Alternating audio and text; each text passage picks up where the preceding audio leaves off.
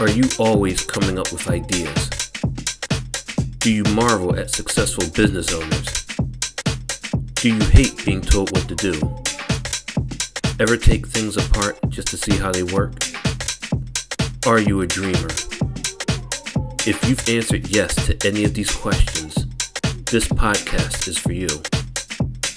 Welcome to the Entrepreneurial Enclave with Kevin Wortham, the podcast that focuses on building, maintaining, pivoting, planning, and investing in you, the entrepreneur. But first, a word from our sponsor. Pro Tapes and Specialties is the world leader in tape manufacturing and specialty conversion with over 40 years of experience. In addition to our pro brand of high-quality specialty adhesive tapes, we provide contract converting services that help improve your profitability, streamline your supply chain, and reduce inventory cost. We offer the most complete range of converting capabilities in the industry, such as cloth tape, double-coated tape, specialty tape, paper tape, masking tape, vinyl tape, carton sealing tape, adhesive transfer tape, duct tape, foam tape, electrical tape, filament tape, foil tape, reflective tape. And the tape just keeps on rolling. Visit us online today at www.protapes.com or call us at 800-345-0234. Pro Tapes, it's just how we roll. Welcome to another fantastic episode of the Entrepreneur Enclave, Life's Coming Attraction. I am your host, Kevin Wortham. So listen, I think I have done the podcast, I'm not sure how many episodes, but there has been one young lady, we've been going back and forth about, when can I come on your show? When can I come on your show? So today is the day, ladies and gentlemen. So we're taping the show today, but I'm not sure as to when it's going to be released. But no matter when it's going to be released, it is going to be hot, it's going to be fire, it's going to be informative. Nadine, welcome to the platform. Talk to me. How are you?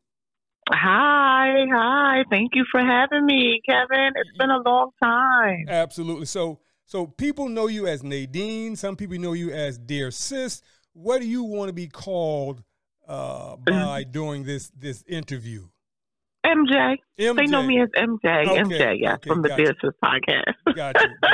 So now, where do we begin? How did it all get started? Because I know that you're on this platform because you are a serial entrepreneur. And so let's talk about that. What was your first entrepreneurial venture? My first entrepreneurial venture was hair, I should say. I was into the hair styling world, cosmetology world, yes, as we all know it. And that's where I definitely started my whole shindig of becoming this entrepreneur across the world. Okay. And then it kind of migrated into writing books and venturing out into makeup and then venturing out into perfume. And then I created a niche with women because I was so attracted to women in such a way where I wanted to reach out and help another sister regardless of color. So that was like my niche where I created a coalition, I should say. Okay. That's what I definitely created, a coalition. And I decided that I was going to take it a step further, but I didn't know how. Got you. So all of that in one nutshell defines a woman as far as beauty, as far as looks, as far as makeup, as far as scent, and especially as far as reading and writing and wanting to write something and develop things, because every woman across the land has at least owned a journal or a diary or knows someone that has. Yes. Or enjoys writing or wish they could write. Yes. So all of that in one nutshell worked out for me. So let me stop you because you've shared a lot. You've shared a lot, and there's a lot that we need to unpack. So you're saying that you're doing hair first, right? Yes, I started. That was your first entrepreneurial foray. Correct. And so what comes after that? So I decided to leave the hair industry alone. Got you. Because I no longer wanted to be this hairstylist behind the chair. Got you. Because being behind the chair is great. Don't get me wrong. You get the great benefits of learning and interacting with other women and men. Yes. But at the same time, I knew that it was something greater for me in the industry. Gotcha. So I decided to come out of that, and I stepped into makeup. Okay. And so now you're doing makeup, but were you doing makeup for some of your some of your former clients? I was not. I wasn't doing makeup. Oh, okay. I came out with my own makeup line. Wait. Okay, stop. Okay, now, tell me. Okay, so while you're doing hair, you're behind the scenes, and you're thinking, man, I need to come out with a makeup line. How did that come about? Talk to me. Correct. Oh wow, that's a good question. It came about. One day I was just sitting in my chair, my salon chair, and I decided that it was time for me to do something else, and I wanted to pivot or pimp the makeup game or pimp the hairstylist game. Yeah. And I said, you know what? Let me do my research to see how I can come out with my own makeup line. And I started off with lipstick, lip glosses, eyeliner, eyeshadows, and I had to find something that fit my style and also my budget. Yes. And I did. And I went through several vendors in the U.S., and I decided to go with a company here in the U.S., and it worked well for me, and I've been going ever since. Okay. And I'm going back 13, 14 years ago today. Wow. And my makeup line still exists. Okay. And so. Wow. Yes. Okay, so now you do the makeup. You still have the makeup going on. I do. What becomes the next? Now, when we did the introduction, I did say that you had a comedy shtick going on. So all along, that you didn't know you were going to be a comedian, but you are gathering like comic fodder, while you're in that nail salon or the hair salon, because I know there was some funny shit going on back then. Oh, absolutely. And I'll definitely jump into that because that's like later on down the line. Yeah, got you. So now, go ahead. I'm sorry. Go ahead. And so with the makeup, I decided to exit out of hairstyling and pursue the makeup industry. And then I tapped into some writing, which was a total shock for me because I was a young teenage mom. I really wasn't interested in writing anything, let alone a book or essays. However, what taught me to be patient when it came to writing, and a lot of people do know this about me, I don't watch any television. Got you. I haven't owned a television in approximately 26 years. Got you. So that was never a desire of mine. So I've always used my ear and my mouth to develop communication. Got you. And understand where people are coming from versus watching it on TV and hearing it. I wanted to reach out and touch you and actually have a conversation with you. And so that's why I developed a niche into becoming this writer. Okay. And so that's where I stepped into that as well. So I stepped into quite a few things that are doing well, I must say. Nothing is not doing well at all. Got you. So, but what was the impetus for the book? What was the driver for the book, though? The driver for the book was a friend of mine. She was into writing. Yes. And she allowed me to read something that she had written. Yes. And I said to myself, this is really good. Yes. And it was just like one of those things. And I felt like if she can write, I can do it too. So I almost challenged myself. And since I have such a creative imagination, I can turn anything into anything, if that makes sense. No, it does. And I use my imagination so well that I wanted to put it in a book form. Okay. And that's what I did. And I sat with someone who mentored me through the whole process, Dr. Smith, who's in Philadelphia. And it was just like, it's either do or die. And what was the name of this book, your first book? The name of my first book is called The Black Lily. Okay. The Black Lily. And so what was the premise of that book, though? It was an urban fiction about a gentleman named Joey who fell in love with two women, and it wasn't a good recovery. And it takes place in New York City and also in California. Got you. Quite interesting. And I do talk about hair in the book. It's a lot of different things that I talk about in the novel, I should say. And you say fictional. That could be non-fictional. Yeah. So it's definitely, just the way you set that up. Okay, I got you. All right. So yes, depending on your lifestyle, correct, right? Go either way. But you know what though? Let's be real. I mean, Mm-hmm. most people, depending upon your age, you have had that kind of scenario just come forth. You know, of course. Whether you set it up or it just happens by mistake, it happens. It is what it is. But then at some point, you know, I guess you outgrow it or you start a new book. I started a new book, so there'll definitely be a part 2. Gotcha. All right. Which I'm working on now. What? So wait. You're working on another book now. And so when's that book coming out?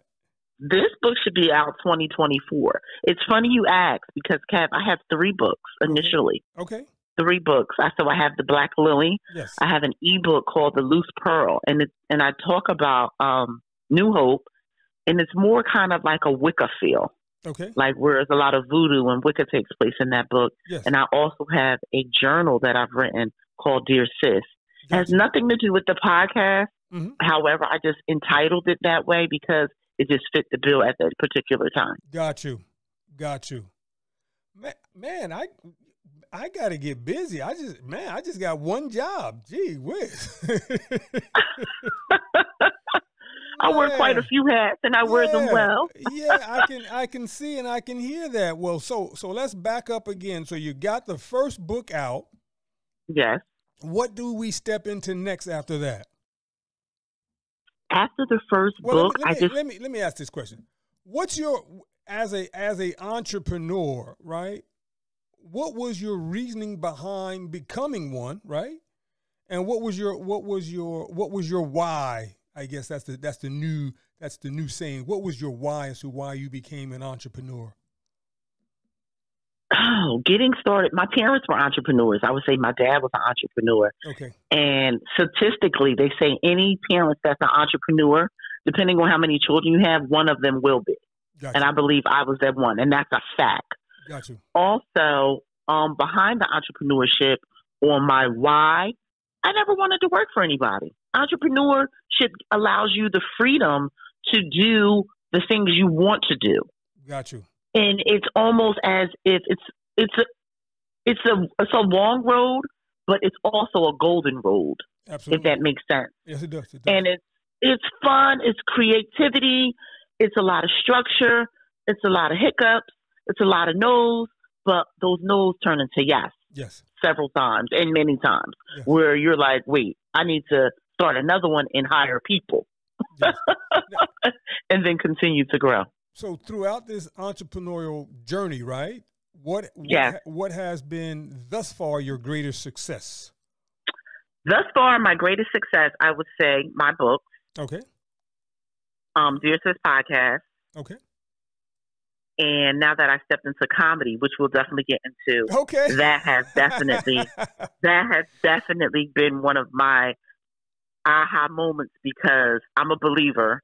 Okay. And I never in a million gazillion years thought I would be entering a whole different avenue of becoming this inspired comedian. Got you. All right. Yeah, we're gonna do that. Yeah, because that's what I want to hear about most, right? You know, I can't wait to share. Yeah. Yes. So thus far, what has been your greatest challenge, right? My greatest challenge in all of this is staying consistent. Okay.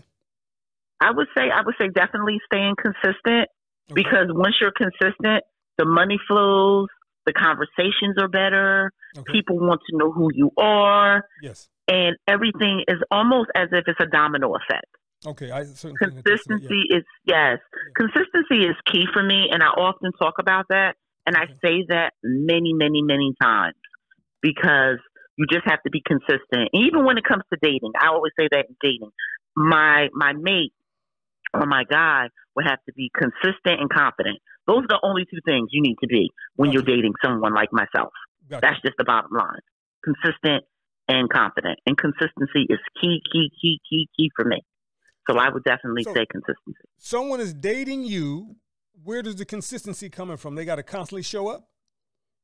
They have to be available. Got you. They have to be available, not constantly show up because I'm not perfect and I'm not going to constantly show up, but I will make myself available for you. Gotcha. Okay.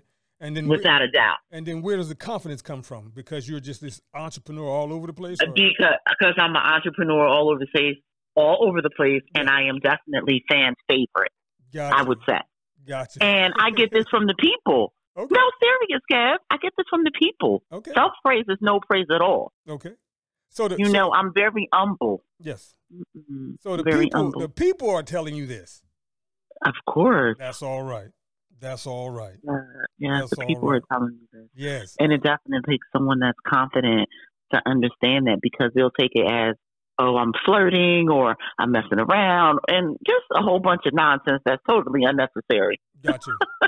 Can't have no drama in your life, because that may not be, that could be fodder for your third book or fourth book, right? We'll see. Well, I mean, I'm not claiming that you have any bad times in your relationship so you can turn that into a book. I'm not saying that. I'm just saying, don't want that to happen. But if it did, you could. Oh, yeah, definitely. You could use that for fodder. Okay, so we've got. Definitely. Definitely. And it's funny you said dating. I just started dating, so I'm not really like fully in. I'm just like, I started seeing someone, but not like fully in. So it's just very, very new. So we'll see what happens. Wait, what do you mean you just started dating? What's that? Well, I just started dating. I was single for quite some time. Oh, a lot of people didn't know that. Got you. Mm-hmm.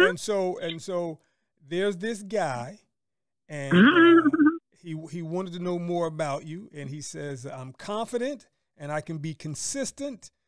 What are you doing? And you said, I'm doing nothing at all. Here I am. Is that how that went? Basically, that's how it went. Good.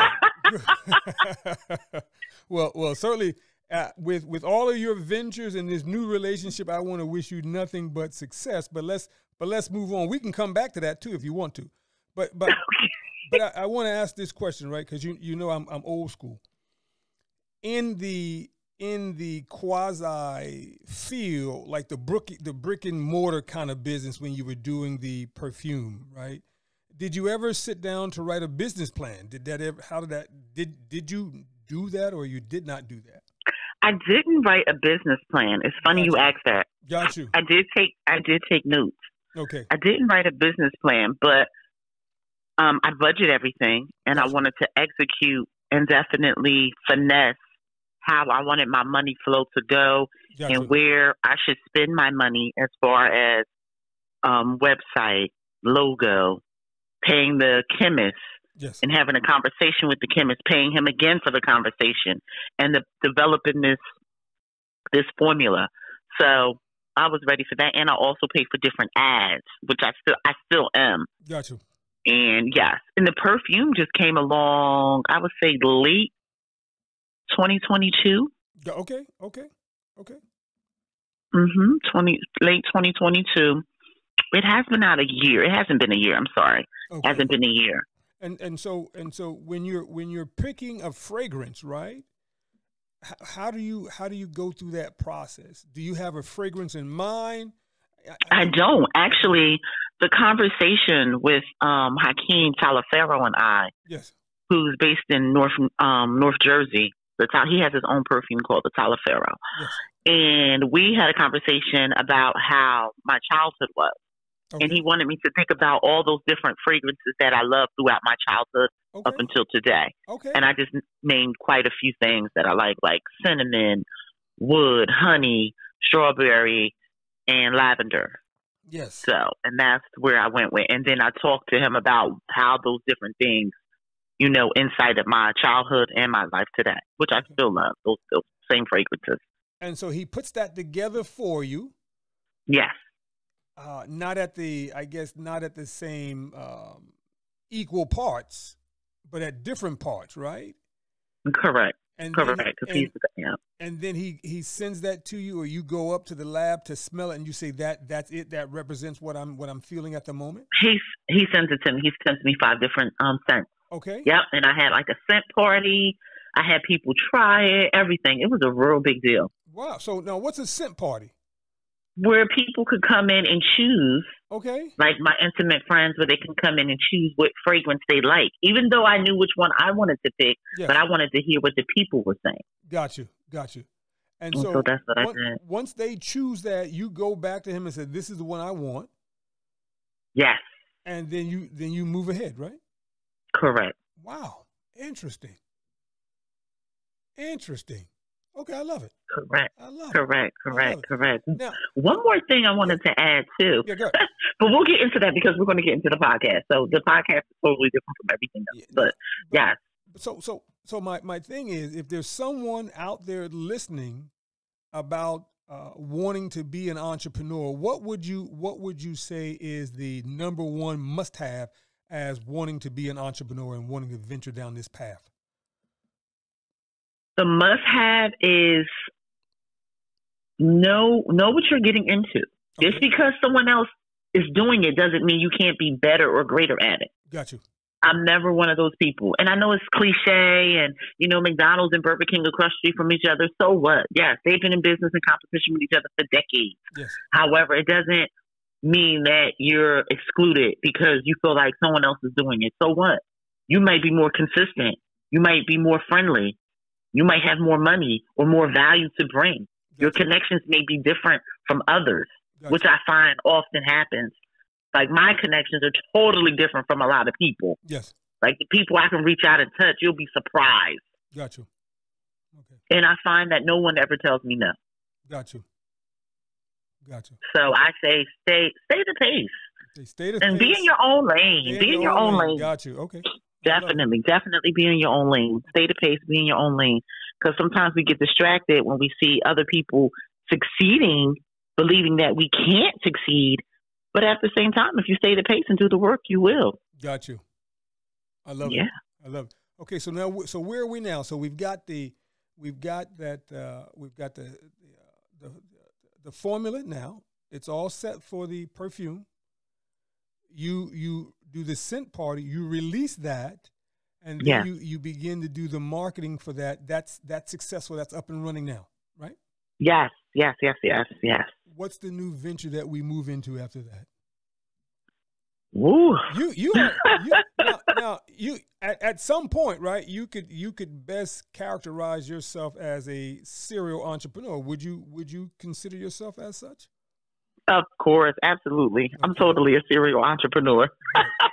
Nothing wrong with that. Nothing is wrong. Without a doubt. Yeah. Without a doubt. Because you have to be. Yeah. You have to be. That's where success comes from. Okay. And if I feel like I'm getting burnt out, I'll slow down like anyone else. Got you. That's it. All right. I'm not a robot, so I can't consistently go on and on and on. And robots get tired too because they have to be recharged. Yes, they do. So, recharged and refurbished. Yeah, exactly. Yeah. And I can't be refurbished, but I can definitely be recharged. Yes, sir. Yes. All right. So now where are we now? We've got the perfume line out, right? The fragrance line, right? And, And so what's the new venture, right? The new venture is comedy. Comedy. Wait, hold up. We missed the podcast, so we're going to spend more time talking about the podcast than anything else, or what do we do? We can, because the podcast and comedy go hand in hand. Okay, so they're like brothers. They're first cousins. Okay, they're like brothers and sisters. Got you. So let's start off with the podcast first, or you knew you wanted to be a comedian first. How did it start? No.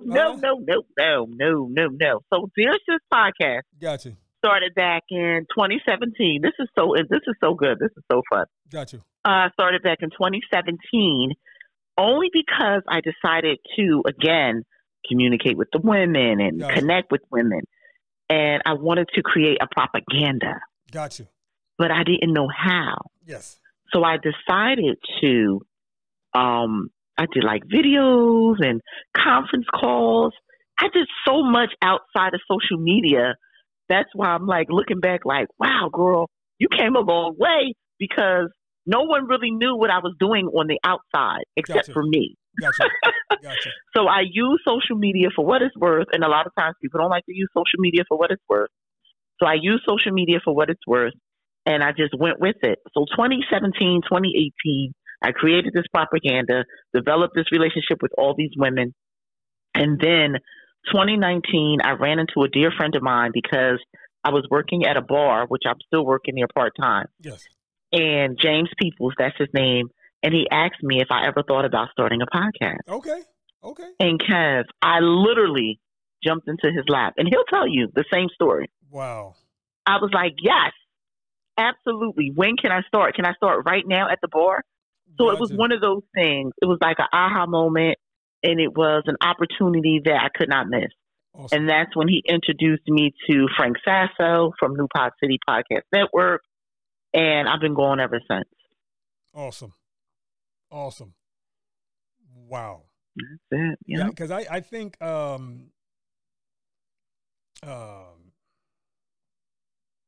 yeah, I don't, yeah. I think that's where, well, I had known you before then, but I think that's where I had bumped into you.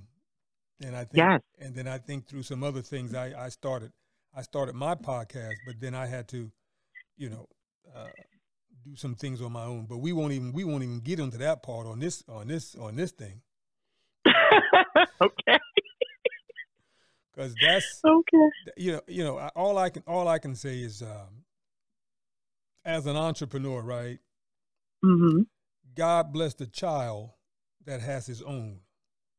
Correct. And I'm grateful for the beginning, but I am more appreciative as to the end and where I am now. And the last thing that you want to do with an entrepreneur, particularly someone who's passionate about what they're doing, is think that you are the end all to be all. Correct. Because we will find a way to figure it out. And usually when we figure it out so much better than how it was being laid out to us in the first place. Correct.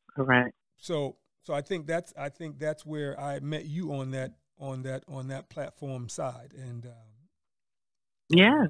I must say I was encouraged by you. I wanted to wish you nothing but success, but there was some other challenges afoot for me that I had to go in a different direction, and that's why I'm still standing, doing my own platform, got my own equipment, and I'm not relegated to anyone's decision-making ability or lack thereof. Okay, so enough of that. All right, here we go. Let's go back to the fun stuff. sound like I was having a Howard Stern moment. Maybe you were. Where he gets off subject, but that's it. But I'll tell you what though, for me, right, the podcast has been an extension of the entrepreneurial pursuit I've had all my life, right? And that was interviewing other entrepreneurs. So having been in this space for quite some time, for me, what I wanted to do is just find out what is the nuance of entrepreneurs. What is that fine, granular piece that makes that entrepreneur tick? And so that was the impetus of the podcast, right? I wanted to interview entrepreneurs at various stages of their career from around the country, from around the world, and I wanted to have this unabridged conversation, right? And so we're doing that. And so when people listen to the interviews, right, they are getting their takeaway is how informative the guest is, the entrepreneur, and that nuance. What was that thing that kept them going? What was that thing that kept them pushing? And so here we go again. You're falling right into that vein. You're telling me that you never gave up, right? You stayed in your own lane, right? You never saw competition, right? You always believed in your passion. And so no matter the other outside challenges, this is the space that you want to be in. So I say thank you. So let's keep it going. So you're doing the podcast, right? Let's start off from there. You're doing the podcast now. Talk to me. So yes, I started the podcast back in 2019. Yes. And I decided to call it Dearsis. Yes. Because dear is like an invitation to anyone. When you write a letter or how you greet someone, because you never know who you're talking to. It can be man or female, right? Yes. But I wanted to put the sis to it because it just made sense about who I am, because I'm a sis and I'm always calling somebody sis or sister, regardless of race. So I said, you know what? I'm going to call it Dear Sis because I'm speaking to you. Yes. And I don't want to identify who I'm speaking to because Dearsis could be talking to anybody in the room. Got you. I feel you. So I made it. I wanted to be very clear with that. So yes, Dearsis was birthed and founded 2019? I think February 2019. Okay. So 3 years last month, and I've been going ever since. And Dearsis is an invitation for conversation. So it's one of them things. If I invite you in, we're gonna have a nice conversation. Got you. And oftentimes, MJ is the alter ego. Now we're getting somewhere. Somewhere.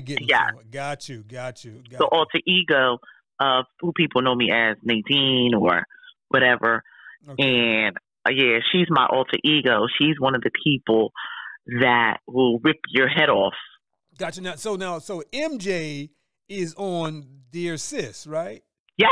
So totally. Okay, gotcha now. So MJ makes her appearance on Dearsis. Okay, I got you now. Okay, I'm with you now. Okay, keep it going. I'm ready. Go ahead. Totally.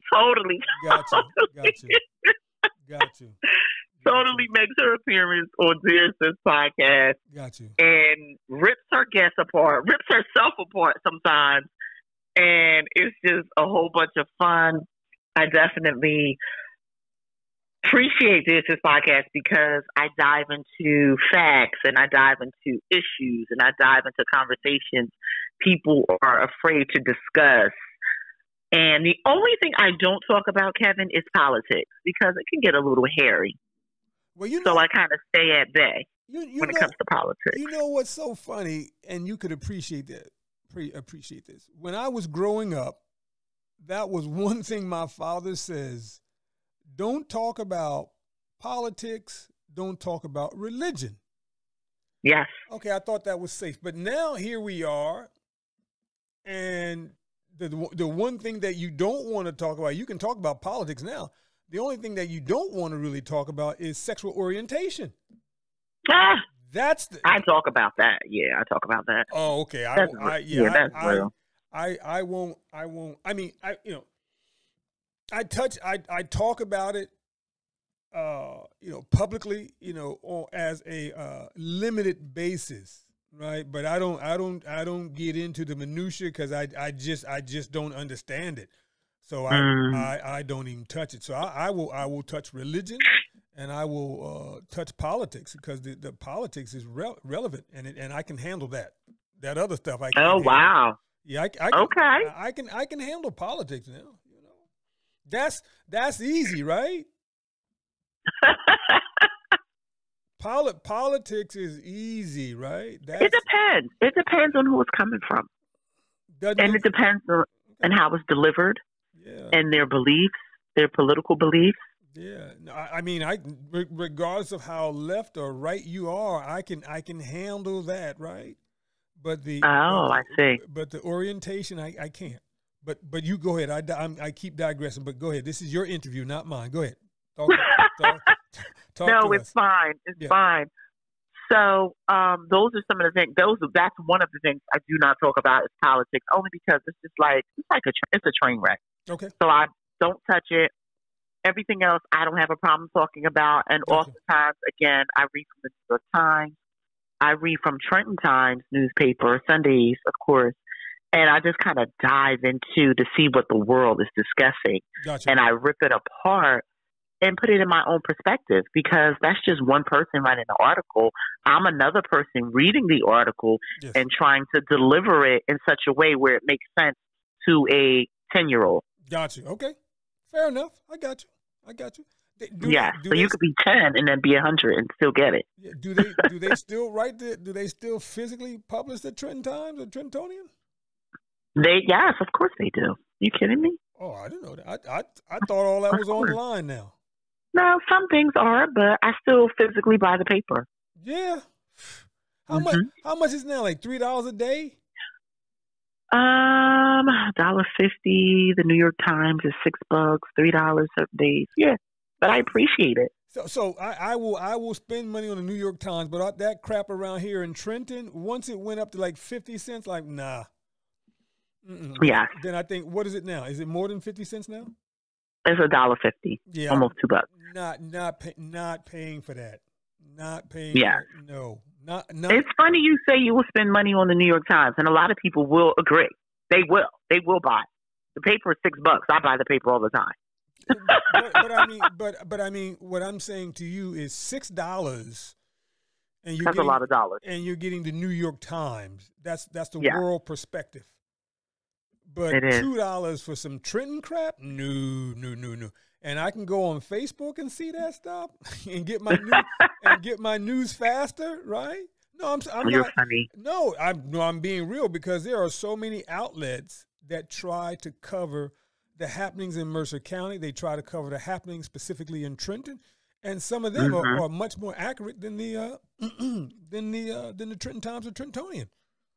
Mm-hmm. You know, and then most of the people, because of social media, even though they may write for the physical paper, they still put some aspect in the social realm, the electronic world, the digital world. So I still can get it.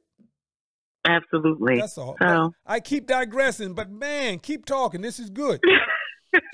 so you got all these newspapers in front of you. You're reading from these newspapers, and you're trying to break it down as if a 10-year-old could understand it. Okay, keep going. Okay, I'm ready. correct. Yeah. Yes. So I break it down as if a 10-year-old can understand it, just from my perspective. And then often, I've been really successful at it because it makes sense. It makes sense. It makes a lot of sense. And I kind of go with it. And then I vent. I have a segment that I vent. And I definitely vent about me and the things that I'm going through. And then I'll vent from the paper.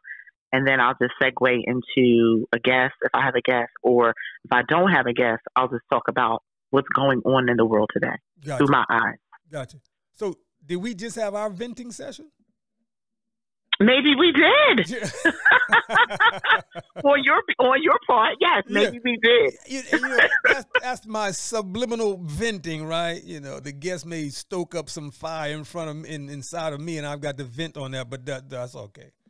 Okay. No, that's fine. Now, you know, the other thing that we did not talk about, and I don't know if we should talk about it, is your other passion of the cigars. How'd you get into that? Oh wow, I've been into cigars for 8 years. Okay. A good friend of mine introduced me to cigars. Okay. That's why I'm telling you, peer pressure is a bitch when it comes to friends and family. No, it's the truth. As much as we hate to see it or admit it, everyone on earth has a dear friend that persuade them to do something that they didn't want to do. But being that was their good friend and they trust them, they kind of went down that path, whether it was right or wrong. Yes, but there is no right or wrong. It's just that's my friend, and I'm sticking to it. Yeah, but you know what? There's good peer pressure and there's bad peer pressure. Of course. I'm always for the good peer pressure. But yeah, so about 8 years, right? Okay. Cool. Yes, about 8 years. One of my good friends, and I've been hooked ever since. Cool. So that's just something I do on my leisure time. I enjoy it 100%. Yeah. It's funny. I wanted to start a podcast about cigars, but I thought I wasn't that knowledgeable about cigars to really tap into that because I wanted to be really sharp. But I think I will maybe in the future. And you know that's one of the things that I'm working on now to interesting. Integrate that thought, the cigars, into the podcast, right?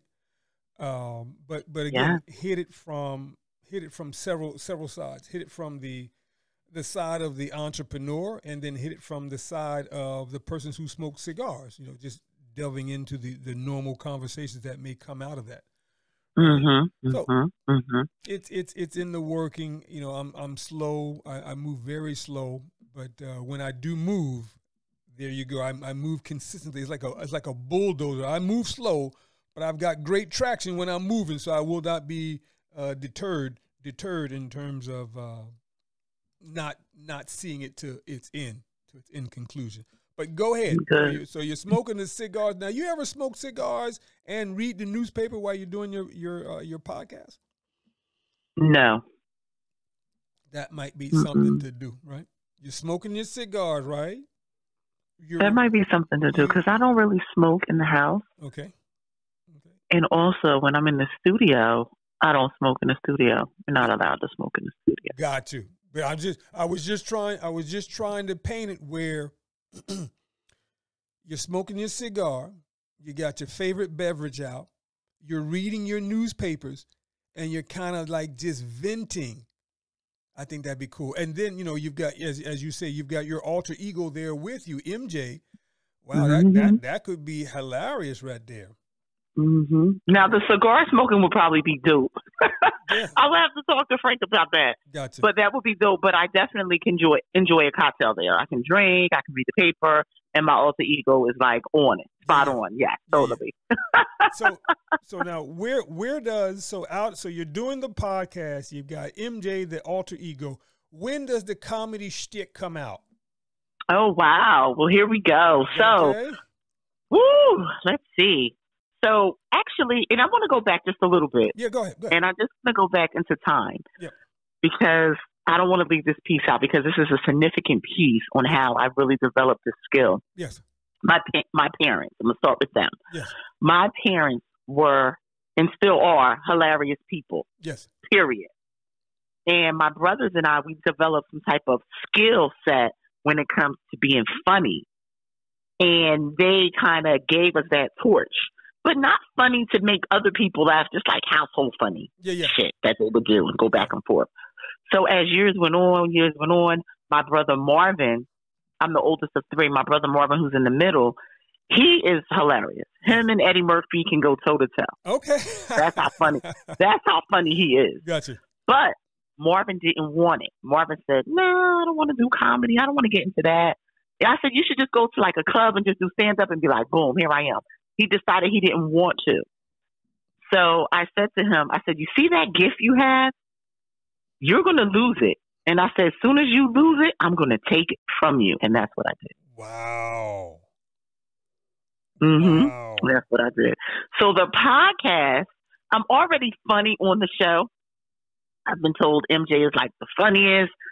I've been told so many different things. I'm as smart as they come, which I think is a great compliment by one of the listeners. And I'm already funny on the show, and I make a lot of sense when I talk. And also when I'm trying to convey something, not when I talk, when I try to convey something, it also has humor behind it. Yes. So I decided to pivot that. I use Dearsis podcast as my platform, as my strong standing platform. Yes. And I said, you know what? I'm going to move on to comedy. And what happened was I was invited to host an event almost 2 years ago. Okay. By my girl, Kirsten Tonic. And she said, can you be a host? I said, sure. So I started to be a host for her shows and everything because this was all new to me. I'm already a host for Dearsis podcast, but now I'm a host in front of other people. What does it mean to be a host? You welcome them to the show. You're on the stage. Yes, I welcome them to the show. They're on the stage. Yes, all that fun stuff. All the guests. Okay. All the celebrities, whomever. Right. Okay. So here I am. She opened me up to become a host, and I said, "This is fabulous. I love it." And I did it once a month, every Saturday of the month. Yes. Right. So I said, good. So we decided to take it to a whole nother level. So now we're outside, now we're indoors, and it was just time to go. And the name of the company is called Renaissance Review. Yes. And it was just something that she wanted to do and develop. So it was myself, Kirsten Tonic, and then we have our DJ. I got to say his name, infamous Brian. And we all just kind of connected, and here we are with something fabulous. Okay. Okay. And ever since then, Kevin, I kid you not, ever since then, I was like, you know what? I can do this. Gotcha. And she was like, you might as well just do like why don't you do open mic or come to open mic? Yes. I said, you know what, Kirsten? I want to do comedy. Yes. She was like, you sure you want to do comedy? She was like, you're funny as hell. I don't see why you wouldn't do comedy. Okay. I said, okay, I'm going to take a stab at it. And I took a stab at it, and I've been going ever since. Wow. Ever since. Wow. I BS you not, Kev. I've been at it ever since. It started from Renaissance Review, having open mic every first Fridays. And sometimes I'll skip a Friday. Yes. So it went from that. And then I started developing my own sense of connecting with other people, which isn't hard for me. Yes. I can connect with anybody. I'm a chameleon. So I connect with other people. So I branched out to Punchline Philly And I also branched out to Nina Dawkins to do something here in Trenton, New Jersey. Yes. And it's just been going, it's a domino effect ever since. Wow. So yes, and I have an event coming up. So we could see you on the big screen pretty soon doing comedy. Lord willing. Lord willing. What? Lord willing, from your lips to his ears. But now I want you to be mindful, right? That you and I are friends. So I want to get like free backstage tickets and passes. All right. You probably wouldn't even come. Most won't even come because of whatever bullshit reason they want to give. Oh, I have to feed my dog or something like that. But they'll just be like, oh, I know her. I shoulda, coulda, woulda. Oh, that's a dear friend of mine. And no one would believe you that you know me. Well, they after this episode, they're gonna know that I know you. I believe in you. I don't support you physically, but I'm always shouting you out. I'm always putting your pictures up there. Come on now. Yes. Come on. Yes. Yes, you are. I'm trying to show you some love now. Come on. All right. Make me sound like a preacher. Come on, somebody. Come on, somebody. Can I get the church to say amen? That's right. That's right. All right. So now, what does it like when you're on the stage, right? What does it feel like? Do you get like butterflies? I mean, what's happening? How do you get started, right? Oh my goodness. Like, I have a show tomorrow. Okay. And I get butterflies. I'm nervous all day. I try not to think about it. Okay. I think about positive things. Yeah. I try not to allow anything to get in my way. Yes. I find myself praying more. Yes. And I just try to develop, again, the alter ego, because I am MJ. Gotcha. And I have to remember that once I get on stage, Nadine is gone and MJ has arrived. Now, let me ask this question, right? Like your material, right? Is your material written down, or is it you just know it so well that you can just pull it up? So how do you decide how to engage the audience? What stuff do you tell them that you think is funny? How do you engage them? How do you do that? Interesting question. Yeah. Interesting question. I improv everything. Okay. I improv. I don't write anything down. Got you. Again, I have to go back to my brothers. We had such a great childhood that I can talk about our childhood forever in comedy. Got you. And you will never get bored. Got you. And it will never be the same. I wouldn't say it would never be the same thing twice. Maybe. Mm-hmm. I will allude to that, but it will always be a different scenario, including them. Got you. Got you. I got you. Mm-hmm. And so it's never rehearsed. No, it's never rehearsed. So as soon as you stand up there, you know exactly what you're going to say. As soon as I'm up. Yeah. Okay. And so what does it feel like in terms of engaging like a dead audience, right? How do you know how to break through that dead audience? Because you only have I study the audience. Okay. I study the audience. Prior to you going up. Okay, got you. Okay. Yeah. I study the audience. I make eye contact. I smile. I introduce myself. Got you. I do all those great things, whether you know me or not. Got you. And I just kind of study the audience. I get familiar with the place. And then when it's time, it's time. When it's time, it's time. Got you. Yeah. Got you. So I'm very involved with the audience. That's one thing I have mastered. Where I come into a room, I know how to work the room. Awesome. I've been told that on many occasions. Got you. You definitely know how to work the room. So I work the room, and I just go from there. Now I just go from there. I know in your short career, have you ever had to deal with a heckler? No. Okay. How would you deal with a heckler if you had to? When you say heckler, break that down for me. I mean, everybody, like it's like you might be cracking a joke, like you might say, "Hey, did anybody read the paper today?" And the heckler might say, "No, did you read it?" Something. Oh yeah, no, would you read it? No, and then if that happens, if that occurs, and it probably has, I won't dismiss it. Yeah. That the show will become you and I. Got you. The show will become you and I. Got you. And then 9 times out of 10, he or she will back down. Got you. Yes. The show will become you and I. Okay. Yes, definitely. And I'll definitely, oh gosh, I will roast you. Gotcha. I would definitely roast you. I would definitely roast you. Because I would definitely roast you. some of the best comedians, that's where they are the strongest. That's why when I used to go to comedy, right, I would never sit in the front, and I would never sit in the way back. You know, because in my mind it was like eye elevation. Like the comedian is always looking at the first 3 to maybe the first 2 to 5 rows, right? Yeah. And then he or she is also looking way in the back if they can see way in the back, right? And so if it's a small club, right? And I never wanted to be in their eyesight, and I pray to God I didn't have anything on that looked corny or outdated where I just wanted to fit in, right? Even if it's a big club. Even if it's a big club. For me, I feel like let's just say I arrive, right? Nobody ever really arrives. I think that's so taboo. Let's say I arrived and I'm at my height of my career when it comes to comedy or whatever I'm doing, or podcasting, or both. Yes. I will pick you out in the audience in a big room. Got you. Because you might have on a bright shirt. That attracted my attention. Or your hair might be fly, or you might have on a dope hat. Or it's something trendy or classy about him or her that describes me a little bit, and I might pick on that, but not pick to destroy, but recognize that I see you. Got you.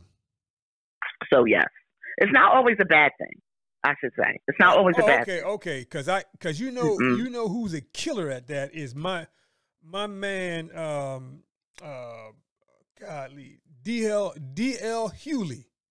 Is he really? Okay. Oh yeah, I mean it's like sometimes like the last 5 minutes of the ending of his shtick, right? His comedy stand up.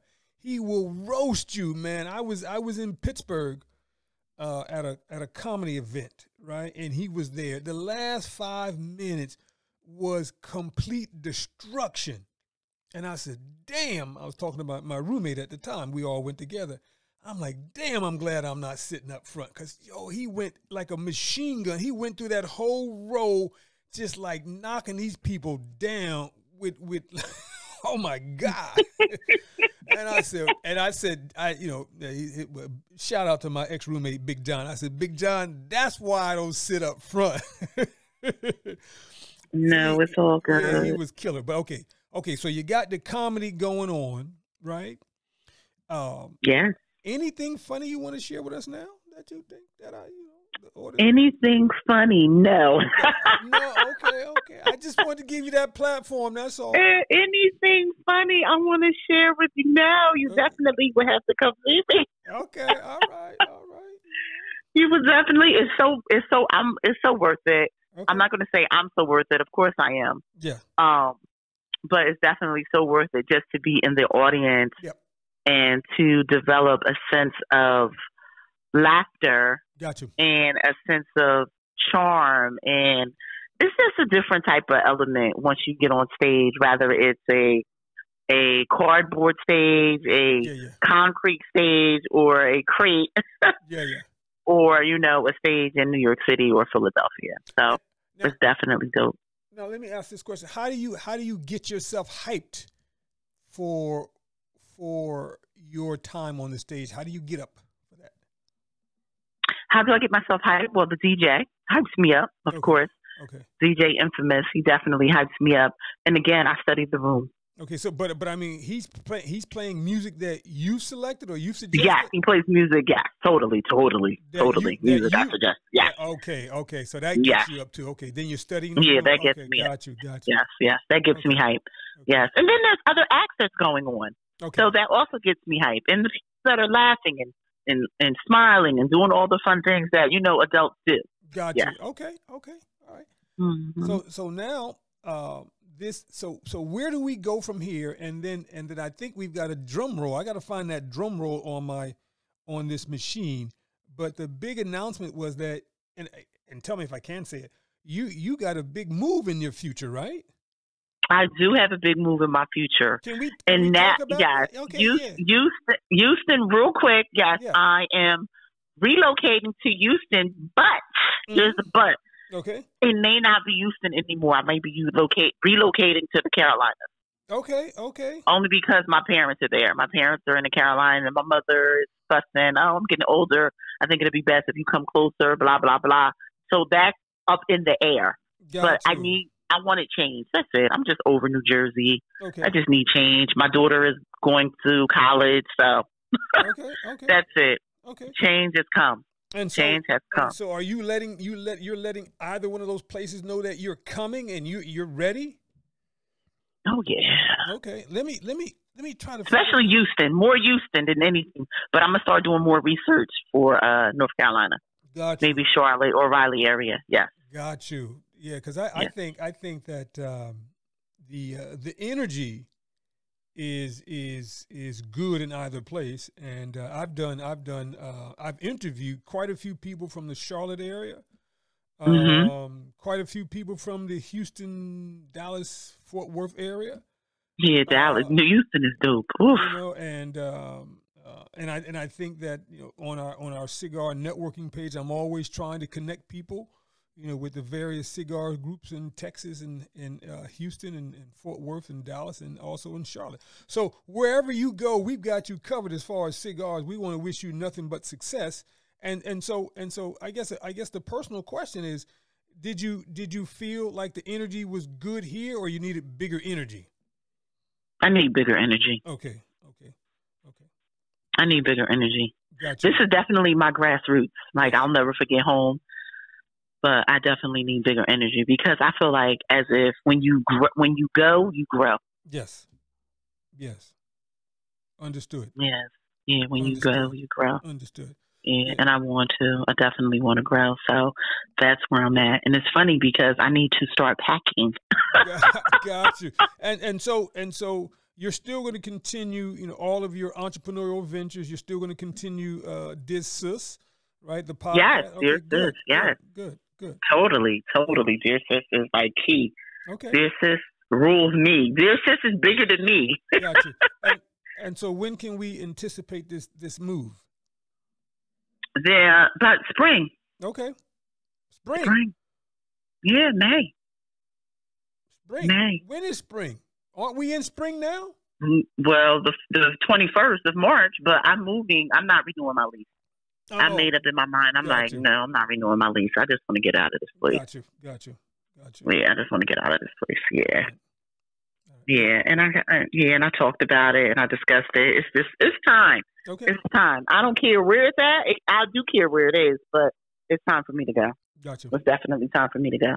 Got you. And I've been like setting myself up to move accordingly. Got you. So we'll see what happens. Well, we're going to wish you nothing but success, and I know how to keep in touch with you, and we're going to do that. Is there anything else you would want to share with our listening audience? Is there anything that we have not covered that you want to cover? Because we've got the time. Yes. Don't forget to be great, and the only person that matters is you. Got you. And you can find Dearsis everywhere. Dearsis podcast, the Black Lily on Amazon. The perfume, I'll definitely drop show notes in there so you can just click the link and go right to the show or right to the website. Well, I mean, here's what you got to do. You're gonna email me your headshot and your bio, and so so in that you can include all the links so that when we go to release this, the folks know how to track you down and keep in touch with you. Absolutely. Okay. Anything else? Because I want to give you. I want to make sure that you have emptied yourself of everything, so that the audience knows everything they need to know about you. No, that's it. I think I covered a lot. Okay. And remember why you started. That's it. That's like key. Remember why you started. Awesome. Thank you, Kevin. So now, am I supposed to say thank you, dear sis? Am I supposed to say thank you, Nadine, or thank you, MJ? How am I supposed to thank you? What am I supposed to say? Just say thank you. Okay. Just say thank you. Okay. Cool. This was good. I enjoyed myself, and this follows the typical process. It was just organic. We're just flowing. But I can guarantee you somebody somewhere will be inspired by this conversation and think about the whole entrepreneurial process that they need to complete in themselves, right? Because one of the things that we want to do, we want to highlight the entrepreneurial spirit. And it's not always brick and mortar, but it's also about art, talent, and it's about everything. Because everything that's the basis of who we are, in this world, in this lifetime. Right. Nadine, my dear friend, you have been fantastic. Let's stay connected. Thank you. You're welcome. All right, we'll talk and text in a minute now. Bye-bye. All right, peace. That concludes another episode of The Entrepreneurial Enclave with Kevin Wortham, the podcast that focuses on building, maintaining, pivoting, planning, and investing in you, the entrepreneur. We hope you found this episode informative and enlightening. If you have any questions or comments about any of our episodes, please call 609-731-9311 or email kevin@minding-our-business.com. We look forward to joining us for our next one. Until next time.